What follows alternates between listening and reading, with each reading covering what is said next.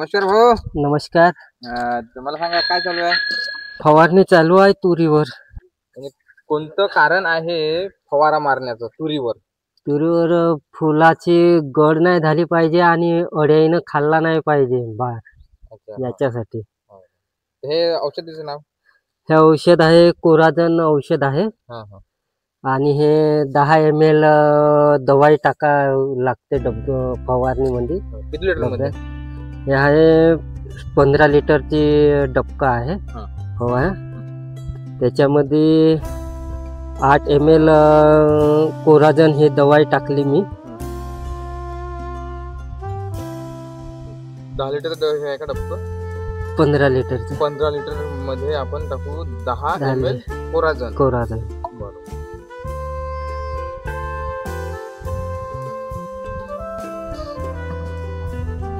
फक्त 10 ml टाकायचे ना? हो, फक्त 10 ml टाकायचे.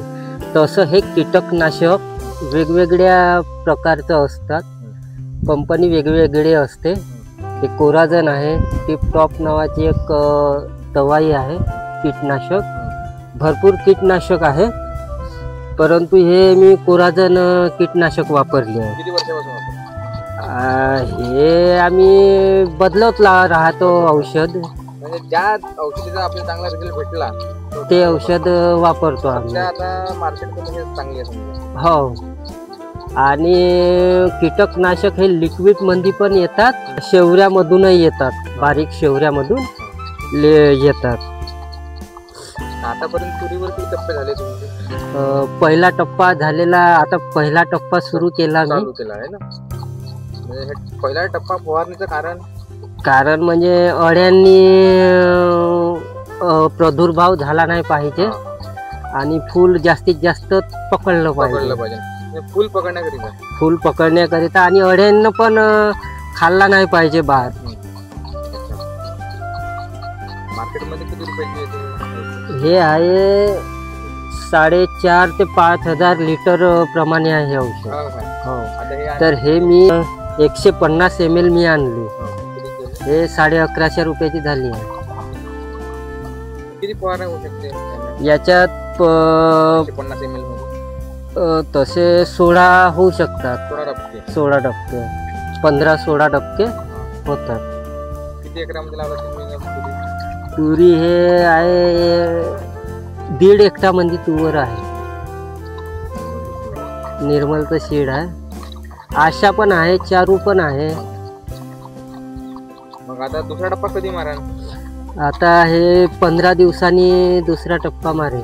15? आता तुम्ही आता फवारा मारला याच्यानंतर आता मग फुलं पकडा का? पूर्णच फुलाचा बार पूर्ण उगवेल फुल, तेव्हा दुसरा फवारणी करेल. पूर्ण फुल बार पकडला तुरीला तेव्हा.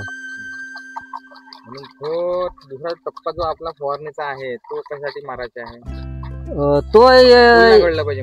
फुल गळलं नाही पाहिजे आणि अळ्यांचा जास्त प्रादुर्भाव होतो तुरीवर. आणि मग तिसरा टप्पा पूर्ण शेंगा पकडन तेव्हा तिसरा टप्पा मारेल.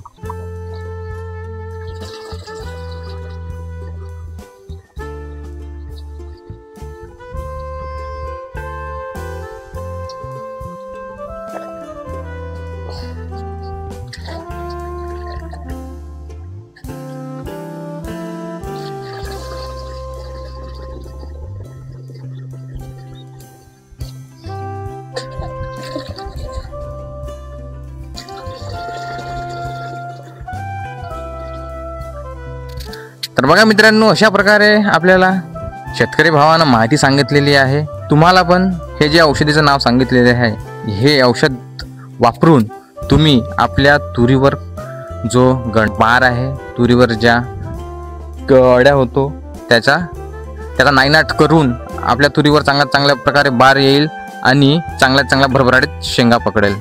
तर मित्रांनो, आपण आपला इथेच व्हिडिओ समाप्त करूया. पुढच्या व्हिडिओला लवकरच भेटूया. तोपर्यंत जय जवान जय किसान.